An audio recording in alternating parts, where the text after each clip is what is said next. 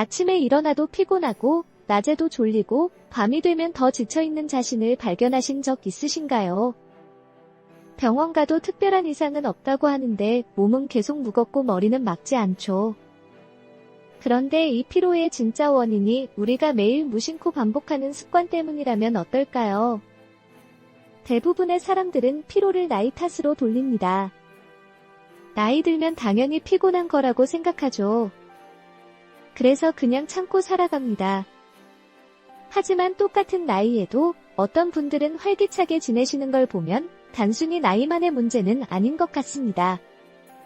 우리는 하루 종일 앉아 있습니다. 아침 식사 후 소파에 앉아 뉴스를 보고, 낮에는 식탁에 앉아 차를 마시고, 저녁에는 또 소파에 앉아 드라마를 봅니다. 움직이는 시간보다 앉아있는 시간이 훨씬 많죠. 이게 편하다고 생각하시나요? 몸을 움직이지 않으면 혈액순환이 느려집니다. 혈액이 제대로 돌지 않으면 산소와 영양분이 세포까지 전달되지 않아요. 그러면 세포는 에너지를 만들지 못하고 우리는 더 피곤해집니다. 앉아서 쉬는 게 오히려 피로를 만드는 거예요.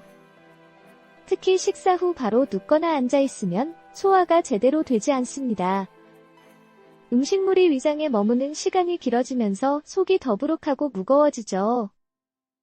소화의 에너지가 과도하게 쓰이면서 몸 전체가 나른해집니다. 이게 반복되면 만성 피로로 이어지는 거예요. 그런데 더 큰 문제는 우리가 이걸 습관이라고 인식하지 못한다는 겁니다. 그냥 당연하게 반복하는 일상이라고 생각하죠. 아침에 일어나서 소파에 앉는 것, 식사 후 바로 눕는 것, 저녁 내내 TV 앞에 앉아 있는 것. 이 모든 게 무의식적으로 이루어지고 있어요. 물을 충분히 마시지 않는 것도 피로의 원인입니다. 목이 마르지 않으면 물을 안 마시죠. 하지만 목이 마르다는 느낌이 들 때는 이미 몸이 탈수 상태에 가까워진 겁니다. 물이 부족하면 혈액이 걸쭉해지고 심장은 더 힘들게 일해야 해요. 혈액이 끈적해지면 온몸에 산소를 보내는 것도 어려워집니다. 뇌에 산소가 부족하면 집중력이 떨어지고 근육에 산소가 부족하면 쉽게 피로해지죠. 그런데 우리는 이 증상을 나이 탓으로 돌리고 물을 더 마셔야겠다는 생각은 하지 않습니다. 하루에 물을 얼마나 마시고 계신가요? 커피나 차는 물이 아닙니다. 카페인이 들어간 음료는 오히려 이뇨작용을 일으켜서 몸속 수분을 빼앗아가요. 물 대신 커피만 마시면 몸은 점점 더 건조해지고 피로는 쌓여갑니다. 잠을 자는 시간도 중요하지만 자기 전에 무엇을 하느냐가 더 중요합니다. 많은 분들이 잠들기 직전까지 스마트폰을 보십니다. 뉴스를 보거나 유튜브를 보거나 메신저를 확인하죠. 화면에서 나오는 블루라이트는 뇌를 각성 상태로 만듭니다. 뇌가 깨어있으면 멜라토닌 분비가 억제됩니다. 멜라토닌은 우리를 잠들게 하는 호르몬인데 이게 제대로 나오지 않으면 잠이 오지 않아요. 억지로 눈을 감아도 깊은 잠에 들지 못하고 자주 깨고 아침에 일어나도 개운하지 않습니다. 이런 상태가 반복되면 수면의 질이 계속 나빠집니다. 잠을 자도 피로가 풀리지 않고 낮 동안 졸음이 쏟아지죠. 그러면 또 낮잠을 자게 되고 밤에는 더 잠이 안 오는 악순환이 시작됩니다. 식사 시간이 불규칙한 것도 피로를 부릅니다. 아침을 거르고 점심을 대충 먹고 저녁을 늦게 먹는 패턴이 반복되면 우리 몸의 생체 리듬이 무너져요.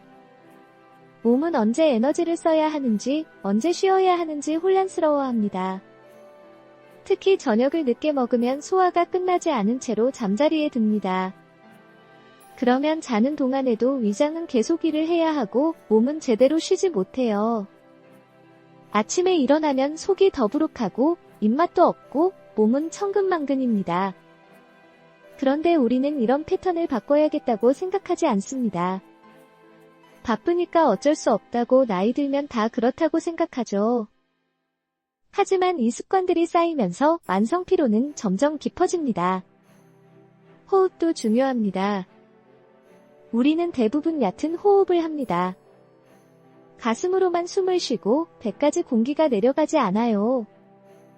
얕은 호흡은 몸속 산소량을 줄이고 세포의 에너지 생산을 방해합니다.